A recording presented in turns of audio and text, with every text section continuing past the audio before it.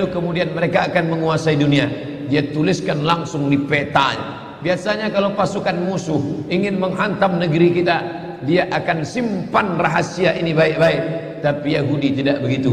Dia langsung tuliskan di benderanya. Perhatikan bendera Yahudi, kain berwarna putih, ada garis biru di atas, satu garis biru lurus di bawah, dengan bintang segi 6 di tengah. Apa makna simbol ini? Ini penuh dengan makna. Garis biru di atas sungai Nil, garis biru di bawah sungai Efrat. Itu adalah batas kerajaan yang akan mereka dirikan. Sungai Nil di atas, sungai Efrat di bawah. Artinya mereka akan menguasai Asia, Afrika. Sungai Nil Afrika Utara, Mesir. Sungai Efrat Asia, Irak. Mereka akan membuat negara Greater Israelian yang disebut dengan Israel Raya, Israel Agung, yang batasnya dari dua sungai, sungai Nil dan sungai Efrat. Oleh sebab itu jangan heran ketika kedutaan Yahudi, kedutaan Israel ingin dibuka di Kairo, dia tidak mau membuat kedutaan Israel di dalam bagian sungai Nil, tapi dia ingin buat di luar. Orang yang tidak memperhatikan ini biasa-biasa saja, tapi bagi yang memperhatikan, dia tidak mau buat di dalam, karena dia menganggap kalau kami buat kedutaan di dalam, berarti ini memang sudah war negeri kami. Orang akan membuat kedutaan di luar negerinya, bukan di dalam negerinya. Maka antara sungai Nil dengan sungai Efrat, dia buat kedutaan di luar, karena dia ingin menunjukkan inilah negeri kami. Secara pikiran dia sudah mengatakan Mesir adalah negeri kami, hanya belum masanya saja. Maka dari mulai Mesir sampai ke Irak, hitung berapa negara: Yordania, Palestina, Suria, Lebanon, Irak, Saudi Arabia sebagian, Sudan, dari mulai Afrika Utara sampai ke Asia.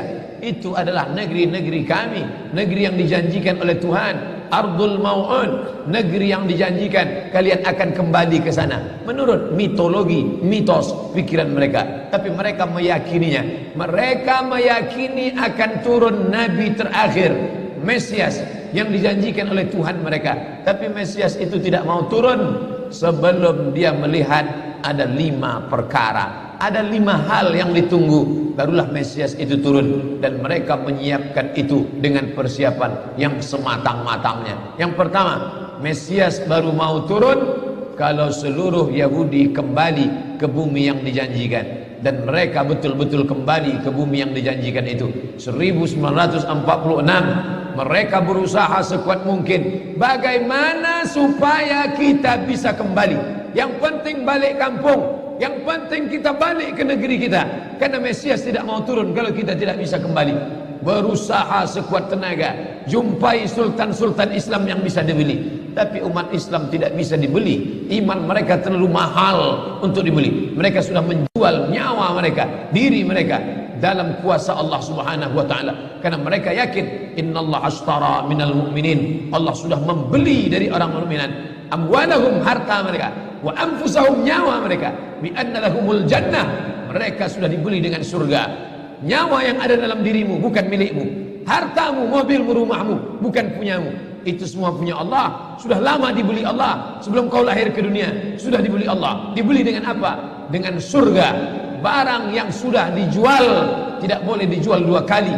Diri yang sudah dijual kepada Allah, harta yang sudah dijual kepada Allah, maka tidak boleh dijual lagi kepada manusia.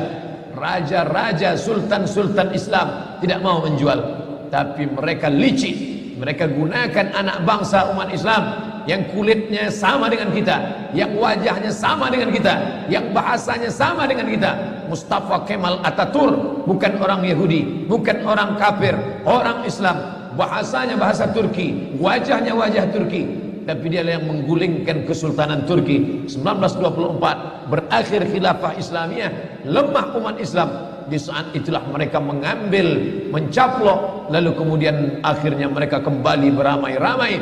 Mengapa mereka kembali ke tanah yang tandus ini? Bukankah mereka sudah hidup nyaman, enak di Eropa, Inggris, Prancis, Belanda, Jerman? Hampir di setiap negeri ini ada Yahudi. Kenapa mereka mesti kembali?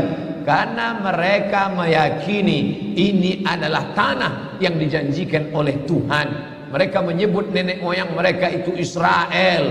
Isra artinya hamba, El Tuhan. Israel hamba Tuhan, hamba pilihan Tuhan. Tapi Israel punya makna lain. Isra musari lillah. Israel musari lillah, orang yang pernah bergulat dengan Tuhan.